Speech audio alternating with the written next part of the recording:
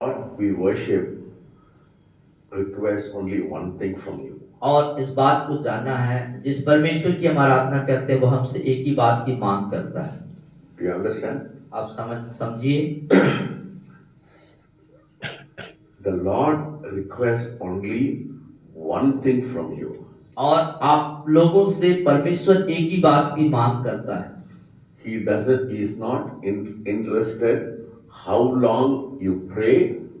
और ये बात मायने नहीं रखता, ये बात मांग नहीं करता कि आप कितनी लंबी प्रार्थना करते हैं। He is not interested how much you fast. और इस बात पर भी परमेश्वर रुचि नहीं रखते कि आप कितने उपवास रखते हैं, उपवास करते हैं।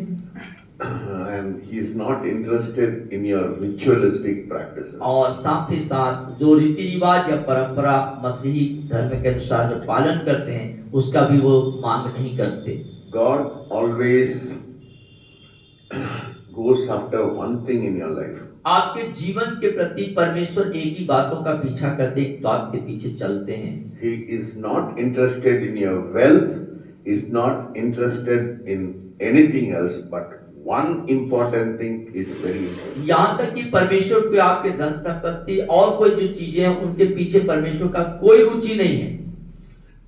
One thing the Lord always looks for is your heart condition. और जो बात है ये कि परमेश्वर जो एक बात को देखते हैं आपके जिंदगी में वो ये कि आपके हृदय की स्थिति क्या है। You know, human being they look for the outward appearance. और जो मानव जीवन है वो मनुष्य की बाहरी आवरण को, उसके बाहरी भाग को देखता है। That is the nature of man. ये मनुष्य का स्वभाव है। We are impressed with the outward appearance and the outward attitude of a person. और किसी भी व्यक्ति, किसी भी शख्सियत के उसके बाहरी स्वभाव और उसके बाहरी दिखावे से हम प्रभावित होते हैं। But God is always looking into your heart. लेकिन यहाँ पर परमेश्वर जो है आपके हृदय की स्थिति, आपके हृदय की स्थिति क्या है उस पर उसकी नजर है या उसका ध्यान है। How do you know that? आप कैसे जानेंगे इस बात? When God when God rejected King Saul. और जब परमेश्वर ने राजा साउल को बेदखल किया, उसको तिरस्कृत कर दिया। And he wanted a new leader for the people of Israel. और जब परमेश्वर चाहता है इस्राएल के लोगों के लिए एक नए अगुओं को चाहता था, तब He sent his prophet to the house of Jesse. और हम देखते हैं उसने परमेश्वर ने भविष्यवक्ता को ईसाई के घर में भेजा। When Samuel went to the house of Jesse, he saw the first son. He looked at his outward appearance and he was impressed. He thought he was the one he has to be anointed as king. और हम देखते हैं कि जब जो भविष्यवक्ता Samuel जो है ईसाई के घर में जाता और वहां पर जब उसके प्रथम पुत्र से मुलाकात करता, उसे देखता, तो उसके बाहरी डील डॉल, उसके शरीर के डील डॉल को देख करके वो सोचने लगता है यही वो व्यक्ति है। But what did God tell Samuel? लेकिन परमेश्वर ने सामुएल से क्या कहा? You are looking at the outward appearance. और तुम जो है, सामुएल से कहता है कि तुम जो है बाहरी भाग को देख रहे हो, शरीर के डील डॉल के बाहरी क्षेत्र को देख रहे हो। But I am looking at the heart. लेकिन मैं हृदय की ओर देख रहा हूँ। Hallelujah. Hallelujah. All through the word of God, God only chooses people whose heart is tender and malleable and soft and receptive to receive him. और तब वचन के इस पूरे वचन में जब जाएंगे तो हम इस बात को देखते हैं कि परमेश्वर हमेशा सदैव ऐसे व्यक्ति की तलाश में रहा या ऐसे व्यक्ति को चुना जो सदैव परमेश्वर के प्रति उनका हृदय कोमल था, साफ सुथरा था, अच्छा था और वो परमेश्वर की बातों को ग्रहण योग्य करने लायक थे। Because heart is the place where it will decide whether you desire God or whether you desire this world. क्योंकि हृदय ही एक ऐसा स्थान है जो इस बात की अभिलाषा करता है वो संसार चाहिए या परमेश्वर चाहिए, वो हृदय में ही उसका निर्णय होता है। The heart is the residence of your being. और आप जो कुछ है उसका जो निवास स्थान, जो कुछ आप हैं उसका निवास स्थान आपका दिल होता है। Say behind us. और हमारे पीछे बोले, My heart is the residence of my whole being, my personality. और मेरा हृदय मेरे संपूर्ण जीवन का निवास स्थान है। मेरा संपूर्ण जीवन का निवास नहीं, स्थान नहीं, नहीं, नहीं, नहीं, नहीं, नहीं, नहीं. It's the personality या of my आपके being. व्यक्तित्व, मेरे personality को आपके व्यक्तित्व, आप क्या हैं उसका निवास स्थान आपका दिल है। Yes, that is very important. Yeah. It is your personality. The residence of your personality resides in your heart. और आपके व्यक्तित्व का जो निवास स्थान है वो आपका हृदय होता है। Hallelujah. How do we know that? आप कैसे जानेंगे? Let us turn to Matthew chapter 5 verses 21. और मत्ती रचित सुसमाचार उसका 5वां अध्याय देखेंगे।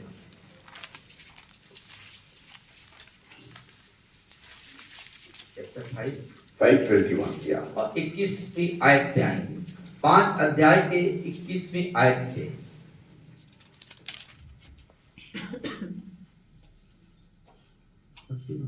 Yeah, 21. 5:21. I'm sorry. Yeah. 6:21. I'm sorry. 6:21. Not 5:21. 6:21. या 6:21 में आएंगे। मत्ती रचित सुसमाचार उसके 6वें अध्याय की 21वीं आयत पे हम देखेंगे। क्योंकि जहां तेरा धन है, सब लोग मेरे पीछे बोले, क्योंकि जहां तेरा धन है वहां तेरा मन भी लगा रहेगा। वहाँ तेरा मन भी लगा रहेगा। See what God says. परमेश्वर क्या कहते हैं, देखिए। So this evening the question is, where is your treasure? तो आज की शाम यही प्रश्न है कि आपका धन कहाँ है? Is your treasure your family? Is your treasure your wealth? Is your treasure this world? और आपका धन आपका परिवार है या आपका धन आपका धन संपत्ति है या ये संसार आपका धन है? Because wherever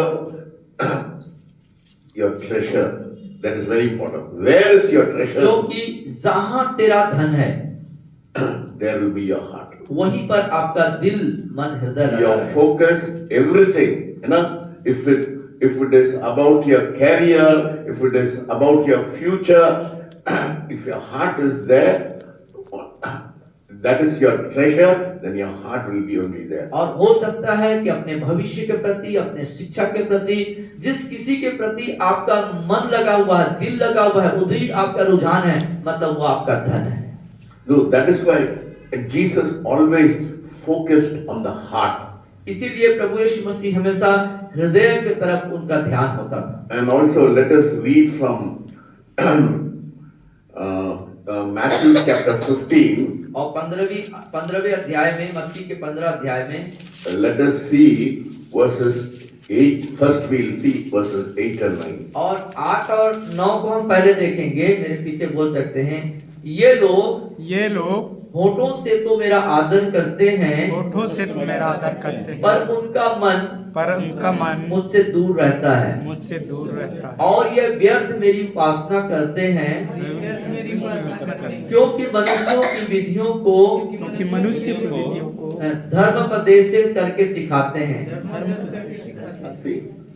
So your coming here on a Sunday or a Wednesday doesn't matter to God. और आप सोमवार या संडे या मंडे को आते हैं, ये बात परमेश्वर के लिए मायने नहीं रखती। You know, you can say so many things. You may say, Lord, I love you, I magnify you, I exalt you. You may use so many adjectives and words, but if it doesn't come from your heart, it doesn't mean anything. और आप परमेश्वर के प्रति जो बहुत से बातें, विशेषता की बातें, विशेषता करते हुए, उसके सराहना करते हुए कि मैं प्रभु तुझसे प्रेम करता हूँ, महिमा करता हूँ, तमाम अल्फाजों का, शब्दों का उपयोग करते हुए आप परमेश्वर से कह सकते हैं, लेकिन यदि आपके दिल के अंदर से, हृदय की गहराई से नहीं है, तो इसका कोई अर्थ नहीं है। See how important it is your heart.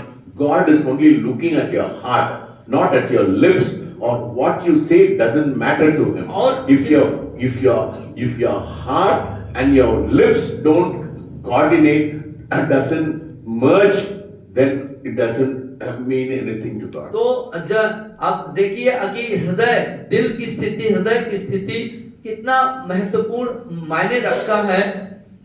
आप कितना भी तारीफ कर लें, कितने भी अच्छी बातें प्रभु से कह लें, यदि वो दिल की गहराई से नहीं है और सिर्फ होठों से है, तो उसका कोई मतलब नहीं है। Yes. हमारा होठ और हमारा दिल दोनों एक साथ होकर के उस कार्य को करें, वो फिर मायने रखेगा। Because God says even your worship is vain if it doesn't come from your heart. और परमेश्वर का कहना है यहाँ तक कि जो आपकी उपासना है, आराधना है, वो भी व्यर्थ है यदि वो दिल के अंदर से, हृदय के अंदर से नहीं आ रहा है। That is why on Sundays when many pastors preach, see, if it doesn't come from their heart, it doesn't have an impact on people. और इसीलिए कई बार कई पासवान रविवारी आराधना प्रचार जब करते हैं और वो उनके हृदय के अंदर से नहीं होता वो प्रचार, तो क्या होता है कि लोगों के हृदयों में, लोगों के जीवनों में उसका कोई प्रभाव दिखाई नहीं देता। We do it because of Christian tradition. We do it because we have been programmed to in every we have been programmed every Sunday that we praise God. It's kind of, it becomes kind of duty, some kind of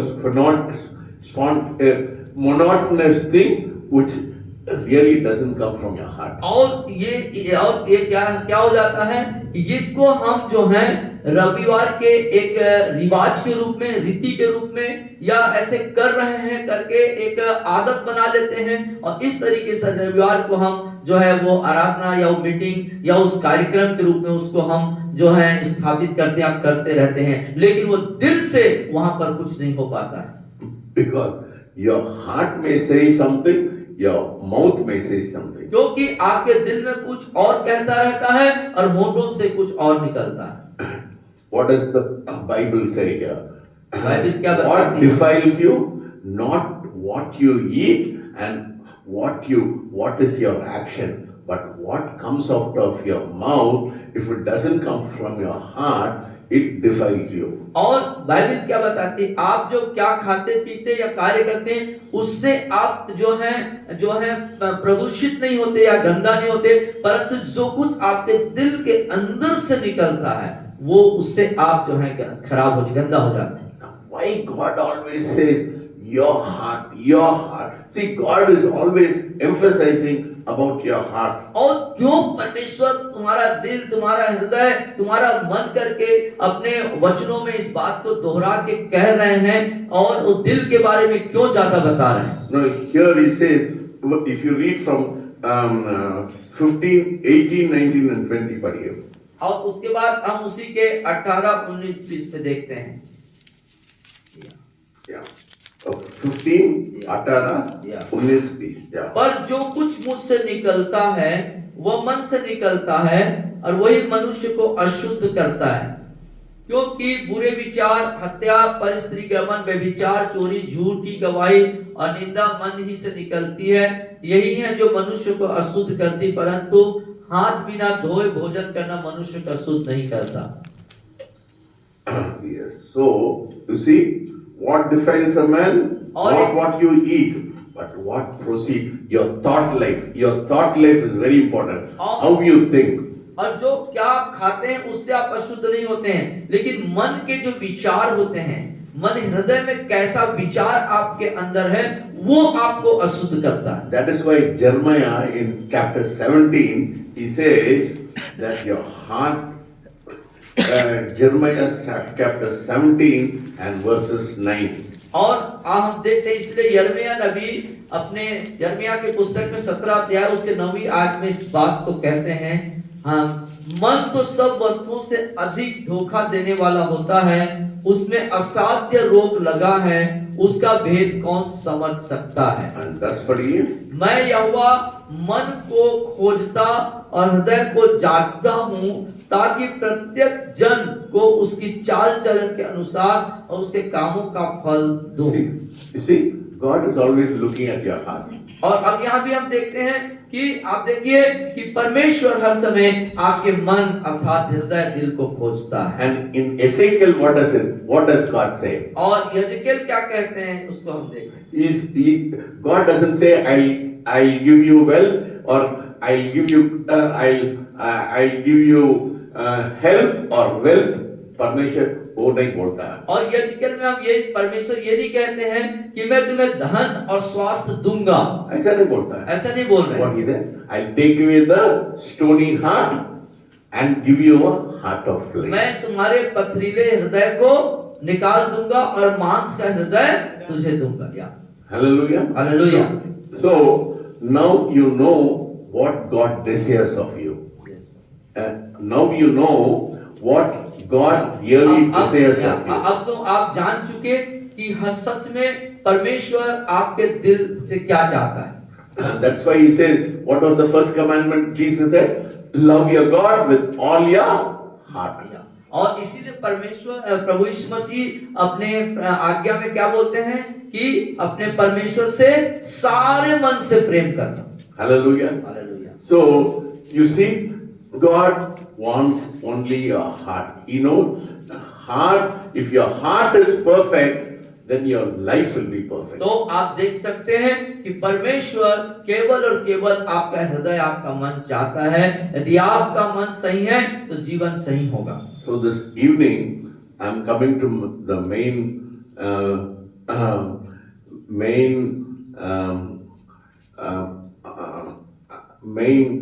theme of my message. अब जो अपने मेरे संदेश के मुख्य विषय पर अब आता हूँ। So I'm going to pose 7 questions in your life. और मैं आज जो है आपके जीवन के लिए 7 प्रश्नों को रखता हूँ, which will expose your heart before God. और जो परमेश्वर के सामने आपके हृदय को खुला कर देगा। So the first question is, मैं आप सब लोग से एक प्रश्न पूछते सबसे हैं। एक प्रश्न पूछता हूँ I am मैं। asking you this question this evening. आज की शाम आप सबों से मैं एक प्रश्न करता हूँ, What is your main focus? आपके जीवन का मुख्य लक्ष्य क्या है? Do you want God Himself or just what He can do for me? I'll repeat it again. Do I want God Himself? क्या मैं परमेश्वर को चाहता हूँ? सिर्फ परमेश्वर को चाहता हूँ? Do I just want God Himself or just what He can do for me? या फिर जो वो मेरे लिए क्या कर सकता है? God is asking you this question. परमेश्वर ये प्रश्न पूछ रहे हैं आपसे। परमेश्वर चाहिए? परमेश्वर चाहिए या वो जो क्या करता है वो चाहिए? See, that's very important. ये बात, If all your passion is about blessing, आपका यदि एक जो प्यास है, एक जो तड़प है, एक जो है सिर्फ आशीष है, तो and your focus is, I have come to God because God wants to bless me and open doors and answers prayer. और आपका लक्ष्य सिर्फ यही है कि परमेश्वर के पास मैं इस लक्ष्य के साथ में आया हूं कि मुझको बहुत सारा आशीष दे और मेरे लिए सब प्रकार के आशीष का द्वार खोल दे। It means इसका मतलब I am not interested in knowing God. और इसका मतलब है कि परमेश्वर को जानने में मेरा कोई दिलचस्पी और रुचि नहीं है। But your heart is chasing His hand more than His face. और आपका जो हृदय है, You're chasing His hand or His face. और आपका जो हृदय है उसके हाथों को थामने में है या उसको उसके मनोहरता को निहारने में? God is asking you this या question. परमेश्वर इस बात को पूछ रहे हैं? Very important question God is asking. Are you looking for my hand to bless you or you want to seek my और face? परमेश्वर इस बात को आज पूछ रहे हैं हम सब से कि तुम सिर्फ मेरे हाथों से आशीष ही पाना चाहते हो या फिर मेरी मनोहरता या मेरी उपस्थिति को चाहते हो? You know, Yeah. that is why God said David is a man after my own heart. और क्यों परमेश्वर ने दाऊद के लिए कहा कि ये मेरे मन के लायक व्यक्ति है, मेरे मन के लायक जन है? Why did he say क्यों that? उसने ऐसा कहा कि ये परमेश्वर ने कहा कि ये मेरे मन के लायक है? Because God understood the heart of David. क्योंकि परमेश्वर दाऊद के हृदय को समझ गया। David was not a perfect person. और दाऊद सिद्ध व्यक्ति नहीं था। But if you read Psalm 27, he said, one thing I asked of the Lord. और वहां पे जब 27 अध्याय को पढ़ते हैं भजन संहिता तो क्या होता है? एक वर मैंने यहोवा से मांगा। क्या मांगा है? हाँ, और क्या एक वर मांगा है? देखिए, आपको मनोरथ आपकी मनोहरता को मैं निहार सकूं। एक वर मैंने मांगा, उसी के यत्न में लगा रहूंगा। So this evening I want to impress the fact I'm asking this question to you this evening, whether you're seeking God's hand or God's face. तो आज की शाम में आपको मैं जो है इस प्रमुख तथ्य, इस सत्य की तरफ आपको मैं आकर्षित करना चाहूंगा कि क्या आप परमेश्वर का आशीष भरा हाथ ही चाहते हैं कि उसके हाथ से आशीष ले, या फिर उसके मनोहरता, उसकी उपस्थिति की तरफ आपका मन है? You have to judge yourself. अपने आप को आज स्वयं जांचना है आपको। I do not know what is going into your heart. आपके दिल में, मन में क्या चल रहा है मुझे नहीं मालूम। I do not know your motive, why you have come here. I do not your और motive. आपका उद्देश्य क्या, आपका लक्ष्य क्या है, आपका गोल क्या है, मुझे नहीं मालूम। Only God and you know that. और आप और परमेश्वर इस बात को जानते हैं। What do you desire? Whether you desire His hand or whether you desire His face, it all. Your spirituality hangs on the fact whether you want His hand or you want His face. आप उसके हाथ, आशीष के हाथ को चाहते हैं, उसकी उपस्थिति को चाहते हैं, क्या चाहते हैं? आपकी आत्मिकता इस तथ्य पर आधारित है कि आप उसके उस हाथ को चाहते हैं या उसकी उपस्थिति को चाहते No, हैं। if you ask for His hand, God will give it to you. आप परमेश्वर से आशीष मांगेंगे, उसके हाथों से आशीषें मिलेंगी आपको। That is the problem with majority of Christians. और अधिकांश जो मसीह हैं उनके साथ यही समस्या है। That is what grieves the heart of God. और यही बात परमेश्वर के हृदय को, मन को दुखित करता, शोकित करता है। You know, because if you seek His face, God will give everything to you. But people don't understand that fact. क्योंकि देखिए, जब आप उसकी मनोहरता, उसकी उपस्थिति को ढूंढते हैं, उसको देखते हैं, तो सब कुछ आपको ऐसे मिल जाएगा। What is your priority? आपके जीवन की प्राथमिकता क्या है? It's just blessing. सिर्फ आशीष? If you are just seeking blessing, then if God tests you, you get bitter, you complain, you are not satisfied, and your faith drains out. और यदि आप सिर्फ आशीष पाने की तमन्ना रखते हैं तो उस स्थिति में क्या होता है? आप कड़वाहट से भर जाते हैं, भ्रांतियां होती हैं, शिकायतें होती हैं, और आपका जो प्रार्थना जीवन है वो एक सूखेपन में बदल जाता है। Do you understand that? आप समझ रहे हैं बात को? You know? Because your motive is wrong. क्योंकि आपका जो लक्ष्य है वो गलत है। Very wrong. Our motive should seek the face of God. और हमारा जो लक्ष्य होना, हमारा जो उद्देश्य होना चाहिए, वो क्या होना चाहिए? परमेश्वर के मनोहरता, उसकी उपस्थिति को ढूंढना। What did Job say? और अय्यूब क्या कहते हैं इस विषय पे? Though you slay me, yet I will trust you. और यदि तू मुझको भले ही दास बना ले तो भी मैं तुझ पर भरोसा बनाए रखूंगा। बोलिए पीछे। और बोलिए मेरे पीछे, यद्यपि तू मुझे यद्यपि मुझे दास बना ले दास बना ले तो भी मैं तुझ पर भरोसा रखूं। तो भी मैं तुझ पर भरोसा That रखूं। should be our heart condition. ये इस तरह की हमारे हृदय का स्थिति होना चाहिए। Don't expect crumbs. See, when you expect the hand of God, you will only get crumbs. है ना? Crumbs मतलब सिर्फ crumbs मतलब वो रोटी का टुकड़ा मिलता है, रोटी का टुकड़ा मिलता है। और यदि आप सिर्फ उससे वो हाथों की उन आशीषों को चाहते हैं तो हमें जो है सिर्फ टुकड़े ही मिलते हैं, है ना? परमेश्वर आपको महल देने के लिए सोचता है ना? If you seek His face, He wants to give you और mansion. जब उसके मनोहरता को ढूंढते हैं, उसकी उपस्थिति को ढूंढते हैं तो हमको उत्तम चीज देता है, महल के लिए हमारे लिए वो तमन्ना रखता है।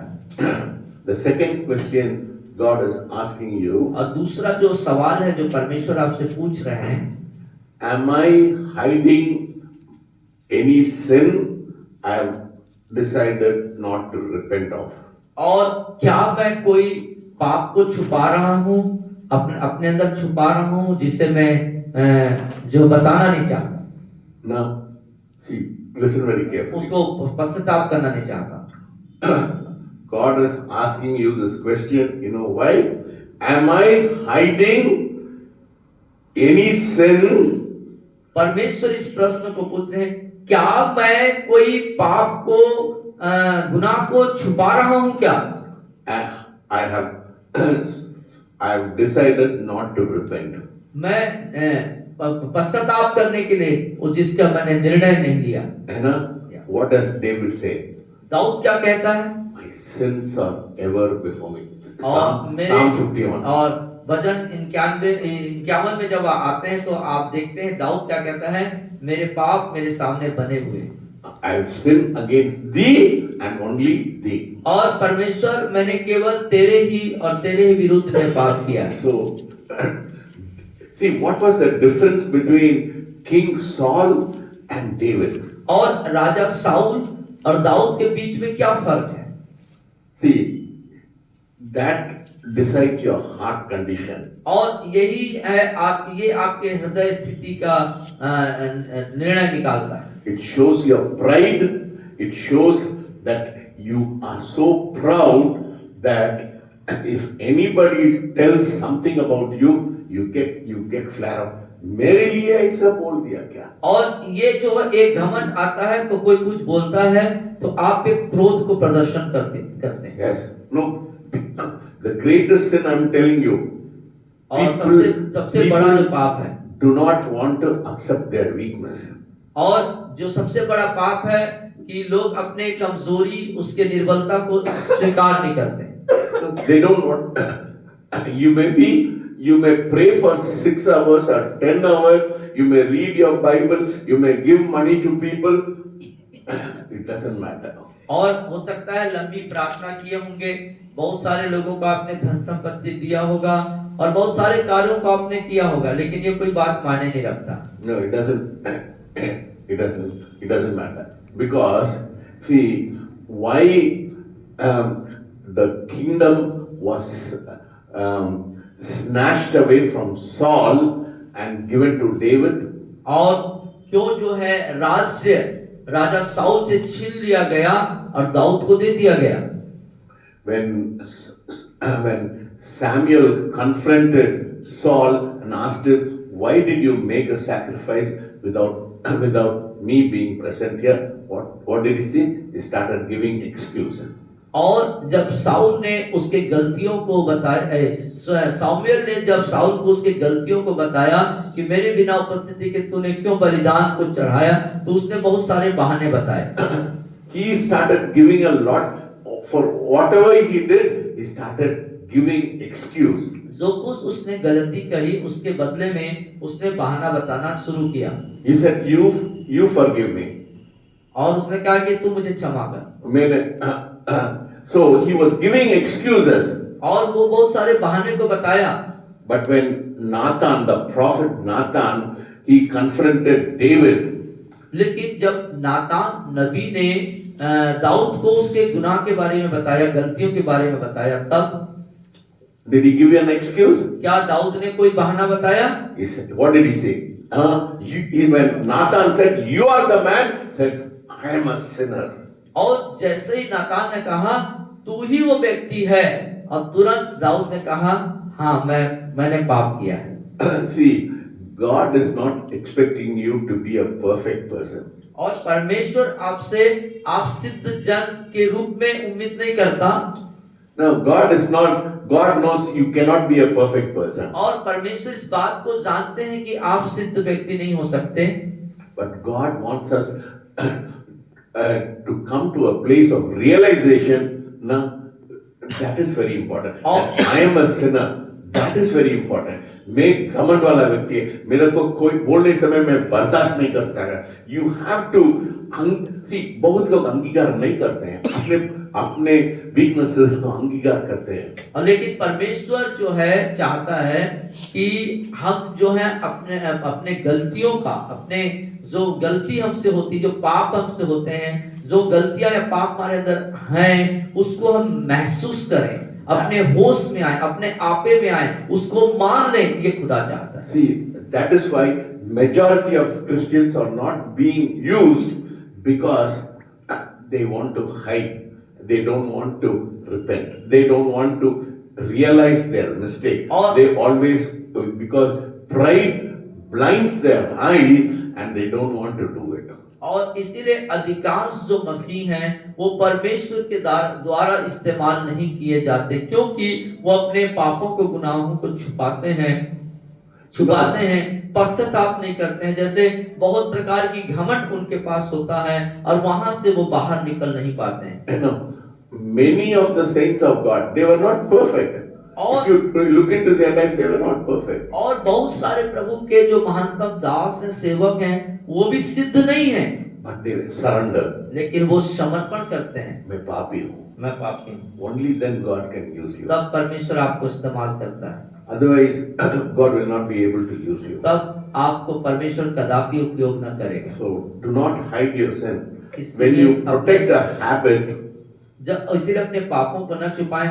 जब हम अपने आदतों को, गलत आदतों को सुरक्षा देते हैं, and our relationship, और तब हमारा संबंध and a secret, और हमारा गुप्त, instead of bringing it to light, और ज्योति या प्रकाश के सम्मुख लाने के बजाय, it means you are choosing your sin over God. इसका मतलब है कि आप परमेश्वर के ऊपर पाप या गलत आदत या गुनाह को आप चुनाव कर रहे हैं। That is why I always say your life should be an open book. इसीलिए मैं इस बात को हमेशा कहता हूँ कि आपका जीवन एक खुला किताब होना चाहिए। सबको पता है यही मेरे कमजोरी है, मेरे जीवन में ऐसा ऐसा हुआ, मैं चोरी किया, मैं पाप किया, मेरा आँख ठीक नहीं था, मैं एक लड़की को ठीक से नहीं देख सकता, पर परमेश्वर मेरे को बचाया। साफ साफ बताइए। और अपने गलतियों को आप पूरा बताएं और कहें कि मुझे परमेश्वर ने यहाँ से बचाया। It's very important. और ये बहुत जरूरी है। Don't try to hide your sin. तो अपने It means if you are trying to hide your sin, if you are trying to hide your weakness, it means your sin is more important than God. और यदि अपने गलतियों को छुपा रहे हैं, इसका मतलब परमेश्वर से ज्यादा महत्वपूर्ण आपका गुनाह या आदत या पाप है। Because whatever you defend, क्योंकि जो कुछ आप अशुद्ध करते हैं, नहीं, जो चीज आप अशुद्ध होते हैं, नहीं, whatever you defend मतलब आप डिफेंड, जो कुछ को आप बचाते हैं, सुरक्षा देते हैं, सुरक्षा करते हैं, that is the one which is ruling your heart. वही वो चीज है जिस आदत या पाप को आप सुरक्षा देते हैं, बचाते हैं, वही गुनाह और पाप आपके जीवन में राज्य करता है।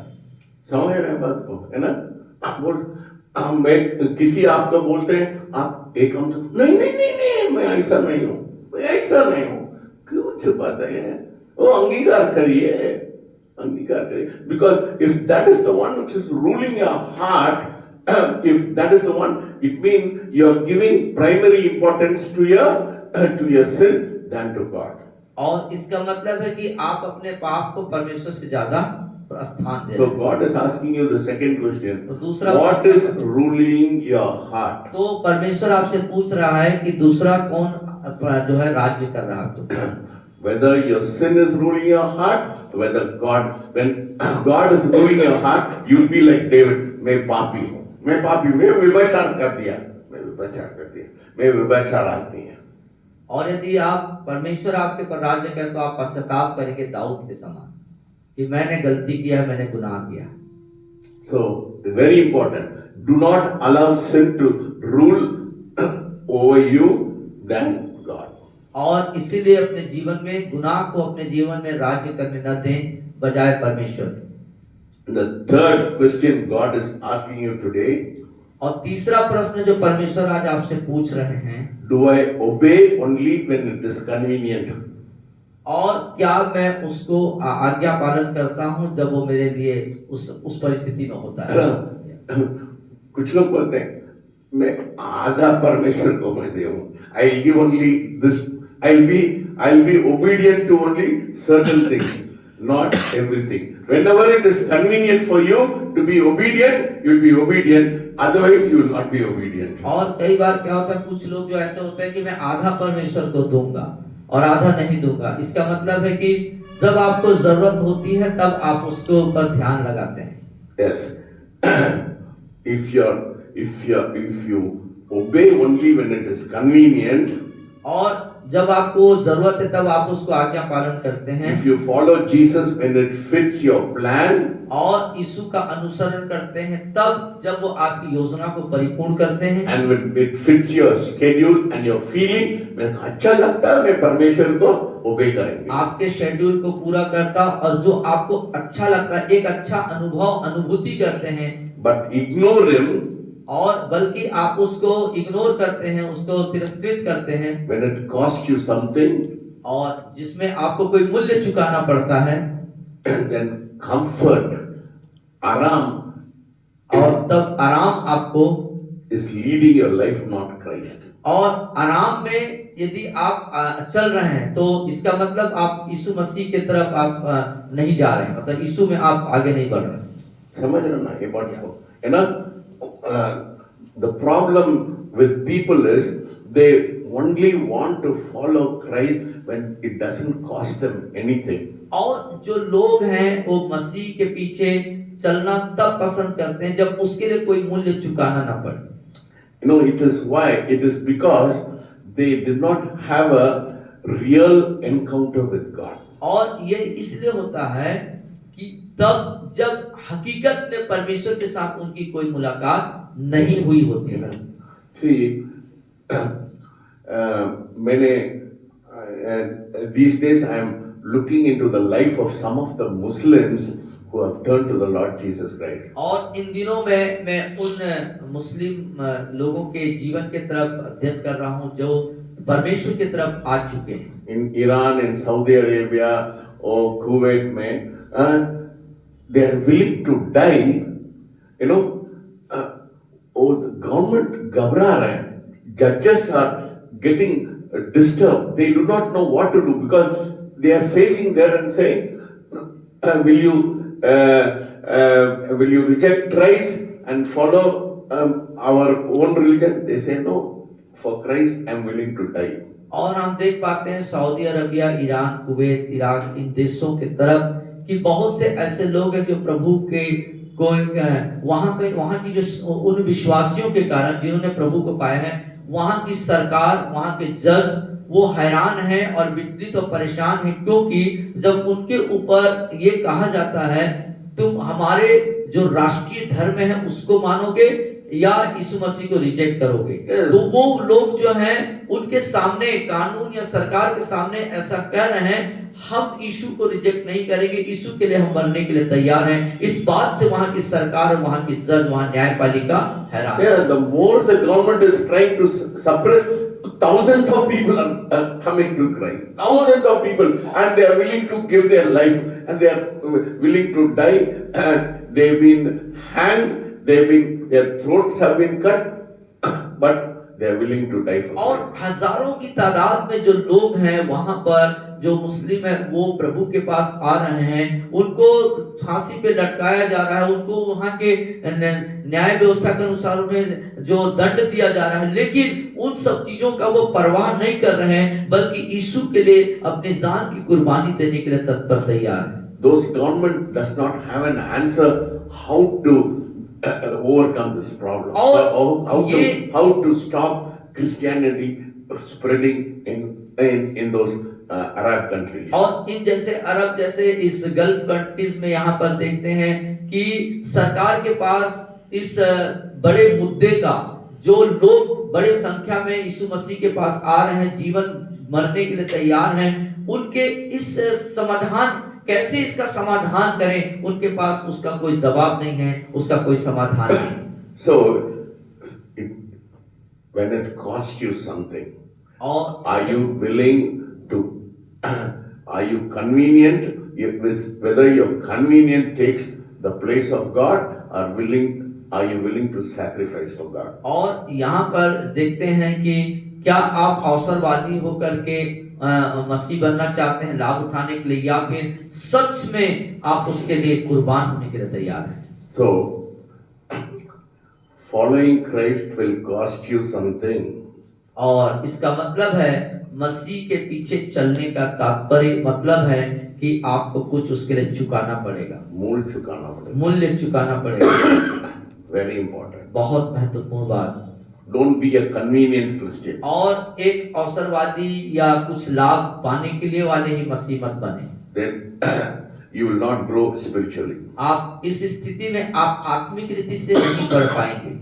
You will be only in the surface level. और आप जो है बस धरातल स्तर पर रहेंगे। You should have pain.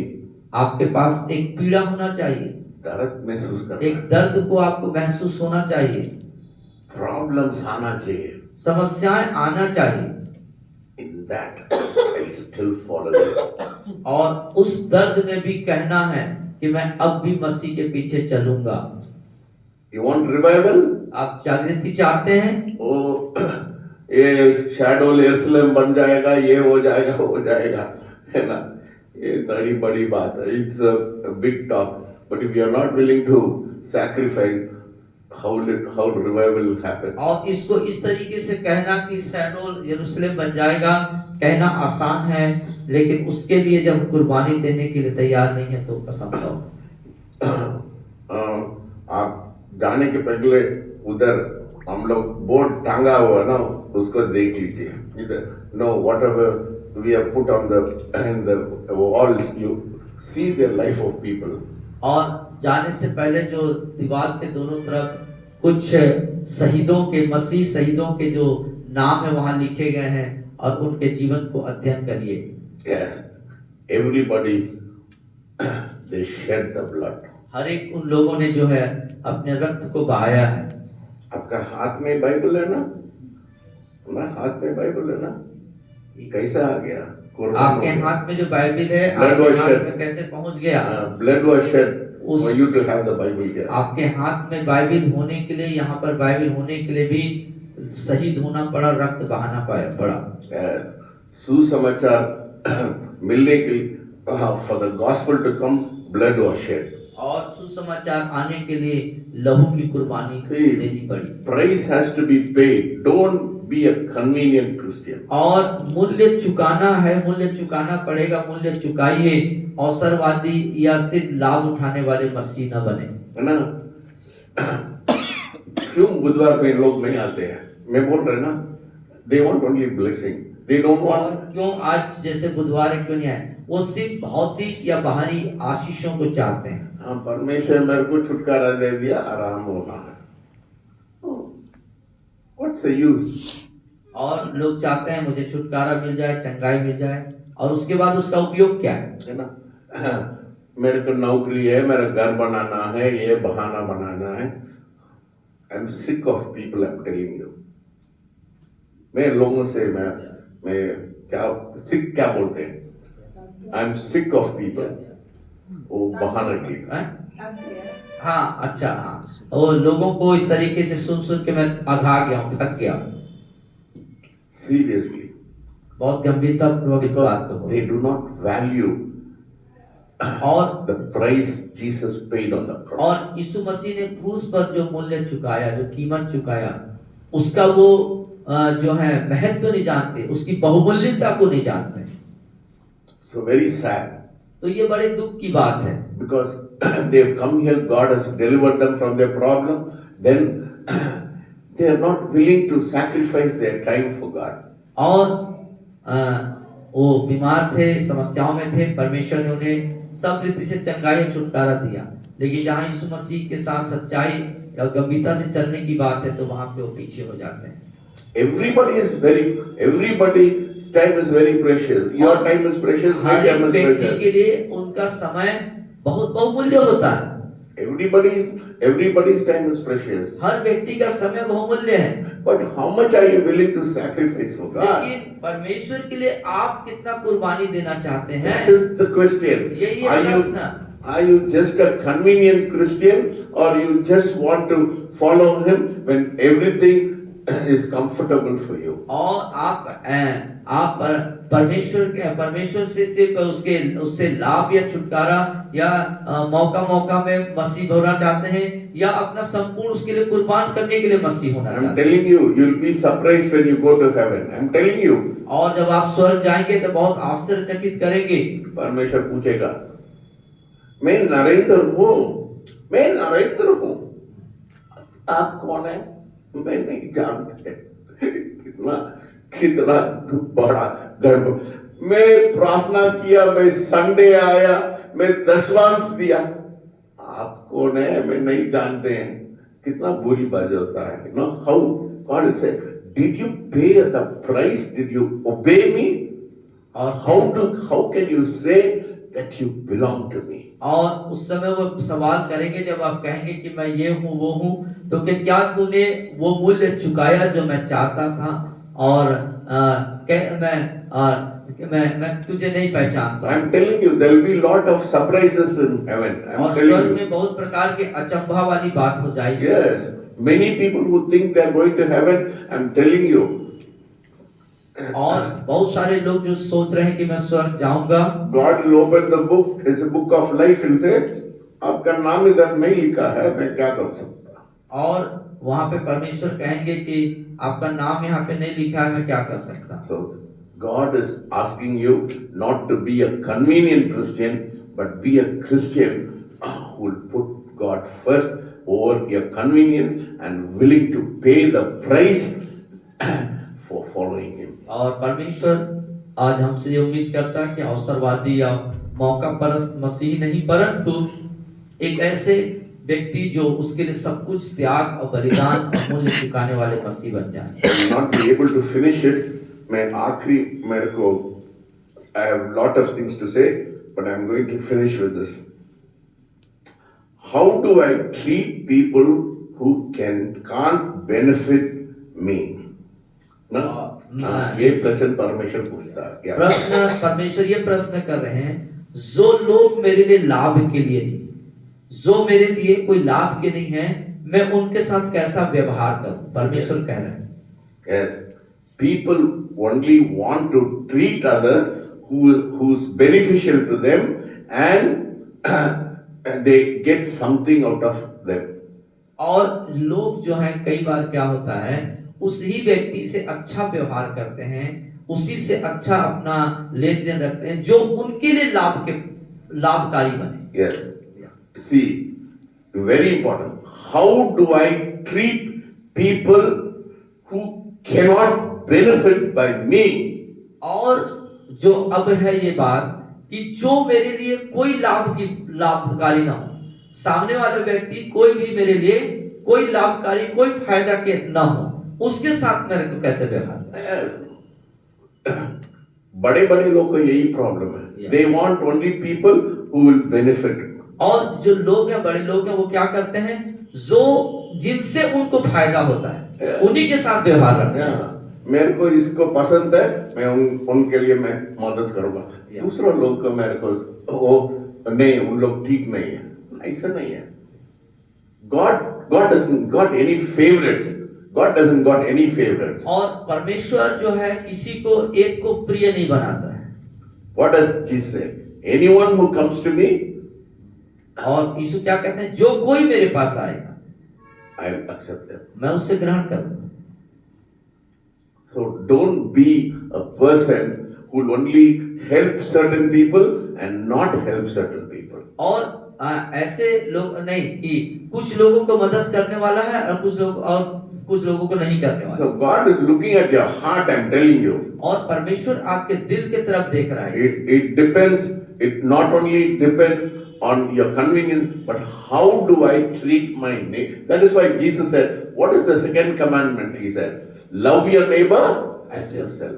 और देखिए, अब आपको जो है सिर्फ लाभ या अवसरवादी मसीह नहीं, परंतु ये भी नहीं कि आप जो है कुछ लोगों के साथ अपना ताल्लुक सही रखें, कुछ लोगों के साथ नहीं। परमेश्वर यीशु मसीह क्या बोलते हैं कि अपने पड़ोसी से अपने समान प्रेम रखें। हालेलुया। परमेश्वर बोला सिर्फ मसीह लोग को मदद करने के लिए बोला क्या? ना, आपको पड़ोसी के पास वो चावल नहीं, एक मुट्ठी चावल दे दो, है ना? हालेलुया। So आपका पड़ोसी कौन है? He may not be a Christian, but if he is in need, whether he is in need, whether he is a Christian, non-Christian, कोई भी हो, उसको मदद करना। तो कहने का तात्पर्य है कि आपका पड़ोसी कोई भी क्यों ना हो, जरूरी नहीं कि वो मसीही ही हो, कोई भी व्यक्ति हो, यदि वो जरूरतमंद है और जिस चीज की जरूरत है और आपके पास है तो उसे आप बेशक दे दीजिए। No, I'm telling you, I'm troubled in my heart. Some people, I'm really troubled in my heart for some people who don't have that spirit of compassion. और मैं अपने हृदय के अंदर बड़ा ही इसको दुखित महसूस करता हूँ कि कुछ लोग ऐसे हैं जिनके अंदर सच में दूसरों के प्रति कोई तरस नहीं है। I'm concerned about widows. मैं widows को भी help करते हैं. I help orphans. I don't tell people, but not only I give my 1/10. I'm not boasting. I'm telling you, we have to be very sensitive. हम लोग sensitive होना चाहिए, है ना? ओ विधवा लोग हैं, उन लोग को कौन सपोर्ट करेगा? और मैं जो अनाथ या विधवा होते हैं उनके प्रति मैं बहुत जो है कंसर्न रखता हूँ, चिंता रखता हूँ, बोझ रखता हूँ, और ये मैं इसलिए नहीं कह रहा हूँ कि मैं कोई अपनी बड़ाई करूं, लेकिन उनके प्रति मेरी चिंता होती है। हमें उनका मदद हर परिस्थिति में करना चाहिए। yesterday सागर का प्रार्थना किया, वो प्रार्थना किया शीतल के पास डॉक्टर के जाने के लिए पैसा नहीं है, वो काफी कमजोर है। मेरा दिल बहुत I was shattered. Immediately I told Manbodh, उसको अंडा खिला दो. I gave her some money. See, you should have that is Christ-like heart. I'm not boasting. I'm telling you, your heart should be like that. You should get sensitive. Your heart should be broken when somebody is in problem. और सच में ऐसे जब लोग हमारे जो लोग हैं उस समस्याओं में जब होते हैं तो निश्चित रूप से हमको उनको मदद करना चाहिए। So if you whatever is available, you don't have to give everything.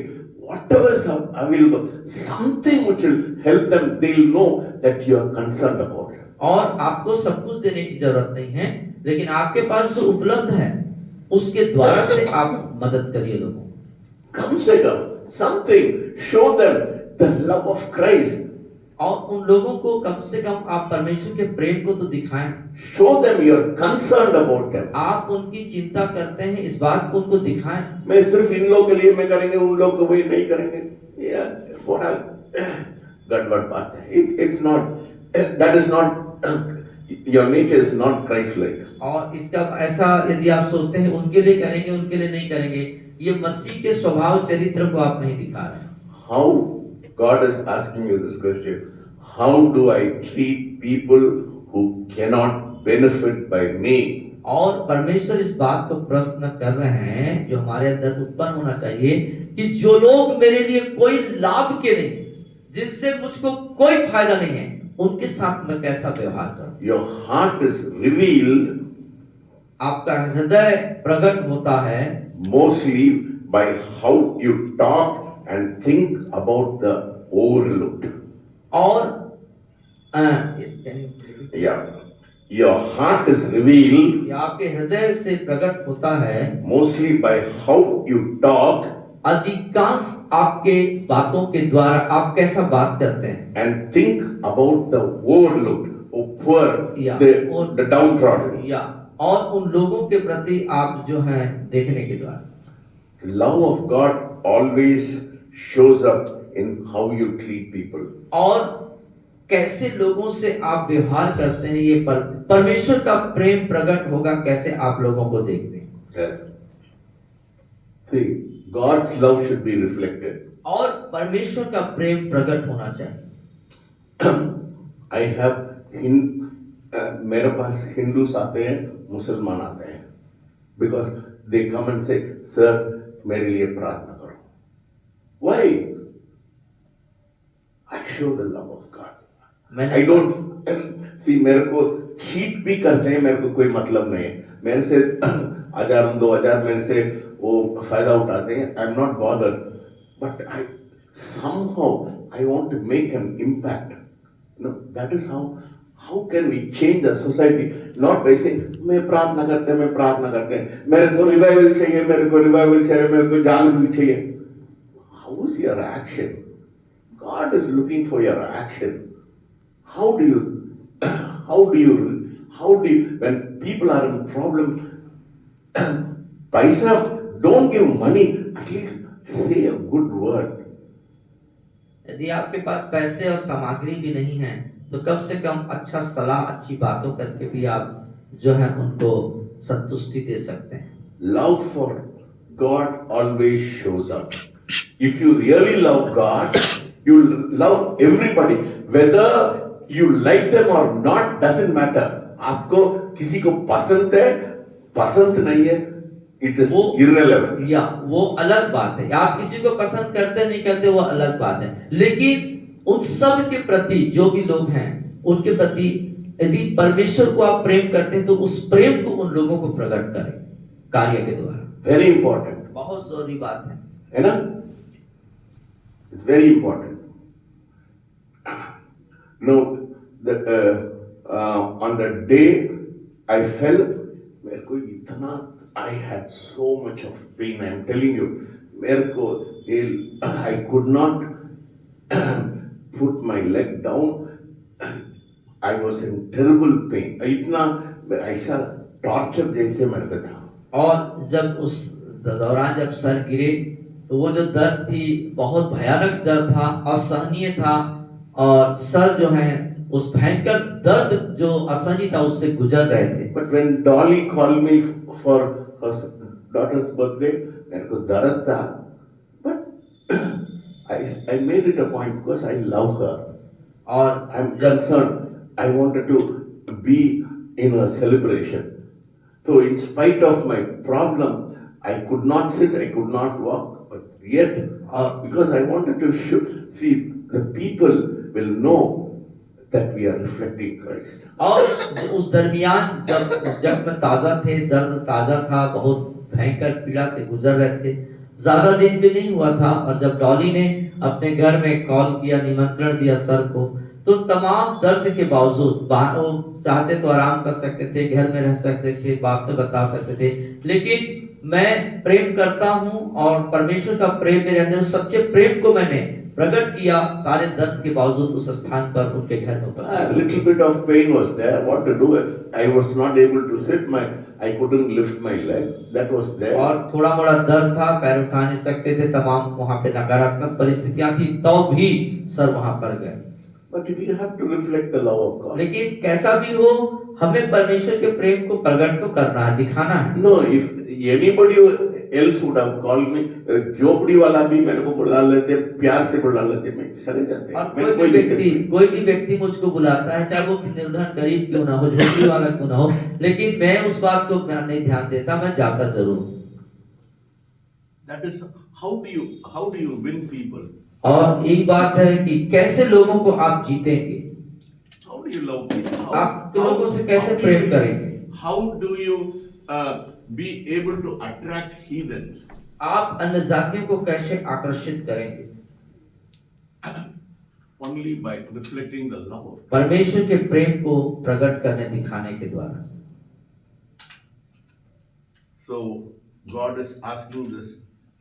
There are so many questions God is asking, but I'm going to finish here only. So the first is, do I want God first, or do I want God Himself, or I do not God want I want His hand?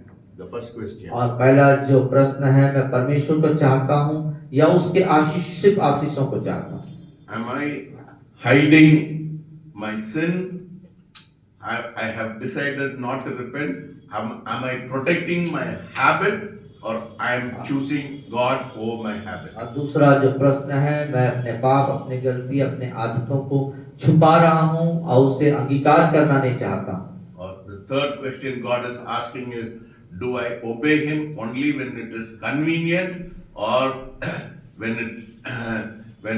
when I am able to pay the price for following Him? और तीसरा जो प्रश्न है कि मैं परमेश्वर का अनुसरण करूंगा तभी जब वो मेरे लिए जरूरत पड़े या मेरे लाभ का हो, या फिर मैं परमेश्वर के लिए अपना सर्वोच्च कुर्बान करने के लिए तैयार हूं।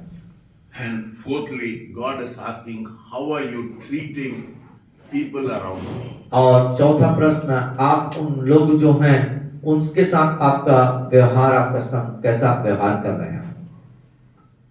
God is asking some more questions. We'll see it next week. और परमेश्वर बहुत और कुछ प्रश्नों को आपसे पूछ रहे हैं, हम उसे अगले सप्ताह में देखेंगे। Yes, God is looking at your heart. परमेश्वर आज आपके हृदय की तरफ देखता है। God doesn't want anything. और परमेश्वर कुछ नहीं चाहता है। God is seeing your availability. God is seeing your surrender. God is seeing how much you are willing to surrender your heart to Him. आज परमेश्वर आपके उपलब्धता और आपके समर्पण और परमेश्वर के लिए आप क्या मूल्य चुकाते हैं, इस बात की तरफ निहारते हैं। If God has stirred your heart this evening, और आज की सामने परमेश्वर ने आपके हृदय को उथल-पुथल कर दिया है। if these four questions, if you are not able to confront yourself and ask yourself, am I able to really say that whatever God is asking me, I am able to answer these four questions in the light of what God has spoken to me? जो कुछ परमेश्वर ने कहा है उसको परमेश्वर के प्रकाश के अंदर में क्या इन बातों को मैं मान लेने के लिए तैयार। Yes. How do I react to these four questions? और इन तमाम चारों प्रश्न के प्रति मेरा जो प्रत्युत्तर या मेरा एक्शन क्या होगा? God doesn't condemn you, और परमेश्वर आपको दोष नहीं लगा रहे हैं, but God is putting this question to you, बल्कि परमेश्वर आपके अंदर, आपके दिल में इस प्रश्न को डाल रहे हैं। and let your conscience answer this question. और होने दें कि आपका विवेक आपको जवाब देने पाए। You are the one you should answer God. और आप ही हैं वो, आप ही वो हैं जो आप इस सवालों का जवाब दे सकते हैं परमेश्वर को। Nobody can give और answers दूसरा to you. आपका उत्तर नहीं देगा, आप स्वयं अपने इन सवालों का उत्तर आप स्वयं देंगे। Your conscience आपका विवेक is your gatekeeper. आपका जो चौकीदार है या आप उसे द्वारपाल है कहना। In the light of what God has asked you this evening, you tell God, Lord, I have failed in this matter. Let me repent for my sin and let me have your heart. और परमेश्वर के प्रकाशन में जो सवाल आपने सुने हैं, तो आप कह सकते हैं परमेश्वर से, प्रभु आपके इन सवालों ने मुझे अंदर से हिला दिया और मैं होने दे कि मैं इसको अपने जीवन में अंगीकार कर सकूं। प्रार्थना करो। पिता परमेश्वर, धन्यवाद स्तुति हो आज के इस गहन और गहरे मनन के लिए। आपके वचन के आईने में हमने अपने जिंदगी की वास्तविकता को देखा है। हम में से हर एक के सामने आज प्रश्न है। इन सारे सवालों को अपने विवेक में लेते हुए बहुत ईमानदारी से आपको हम जवाब देने पाए। हम सबकी सहायता करिए। आज की रात आप हमसे बातचीत करिए और आपकी आत्मा हमें अगुवाई करे, लीड करे प्रभु। इन तमाम सवालों के मद्देनजर हम आपके सामने आ सकें और अपने जीवन को जैसा आप चाहते हैं वैसा हम जीने पाए, जिससे कि हम आशीष ही नहीं आशीष के कारण बन सके प्रभु। हमारा जीवन सदैव दूसरों के लिए एक आदर्श नमूना बन जाए और आने वाली पीढ़ी, हमारे जान पहचान, पड़ोसी, मित्र, साथी सब हमारे जीवन को देख के यीशु मसीह को देख सके प्रभु। हम सबकी सहायता करिए, ये वचन हमारे अंदर एक बड़ा इम्पैक्ट लेके आने पाए और हम परिवर्तित होकर के आपकी महिमा कर सके प्रभु जी। आज की रात हम सबसे बातचीत कीजिए। हम आपके दास उपस्थित एक एक भाई बहनों को मैं आपके हाथों में समर्पित करता हूँ। हम सब पिता मूल्य चुकाने वाले मसीह बने। Amen.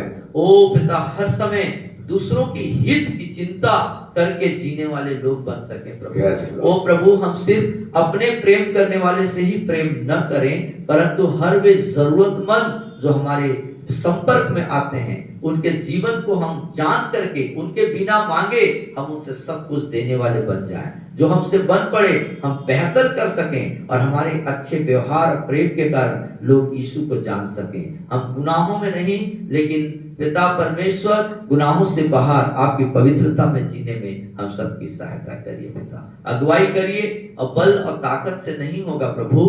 हम अपने से कुछ भी नहीं बदल सकते, हमें आपकी जरूरत है। हम सबको पवित्र आत्मा की आवश्यकता है प्रभु। Amen. वही हमारा सहायक है। आपने वादा किया और कहा मैं तुम्हारे लिए एक सहायक को भेजूंगा। पिता, आपसे प्रार्थना है यीशु मसीह के नाम में हम सबको पवित्र आत्मा की उपस्थिति को दीजिए और पवित्र आत्मा हर समय हमें कायल करके बताएं, सिखाएं और इन तमाम हमारे जीवन की जो गलतियां गड़बड़ियां हैं वहां से निकाल के अच्छाई और सच्चाई पे ले जाने में सहायता करिए, ताकि हम आपके लिए ज्योति और नमक बन के काम करें। हम सबकी सहायता करिए। आपके पवित्र पवित्र हाथों में हम सबको समर्पित करते हैं पिता। हम उन विश्वासियों के लिए भी प्रार्थना करते हैं जो लापरवाह हैं और संगति में नहीं आ रहे पिता। बहुत सी चंगाई या छुटकारा उन्होंने पाया, उनके मन को छुइए ताकि वो भी समर्पित होकर के हर एक मीटिंग को अटेंड कर सकें, चाहे वे रविवार का हो, चाहे बुधवारी वाला हो, चाहे शुक्रवार का महिला मीटिंग हो, चाहे जवानों की सभा हो, ताकि प्रभु उनकी आत्मिक उन्नति हो और सब बातों में फल सके प्रभु। सारी बातों में मैं धन्यवाद करता हूँ पिता। प्रार्थना यीशु मसीह के नाम से मांगता हूँ। Amen. The Lord will bless you and keep you. The Lord will make His face shine upon you. The Lord will lift up His countenance and be gracious unto you and give you peace in the name of the Father, Son, and the Holy Spirit. Amen. Amen. We give all the glory to Jesus and tell of His love, His wonderful love. We give all the glory to Jesus and tell of His wonderful love. Amen. आप सबको जय मसीह। कल ना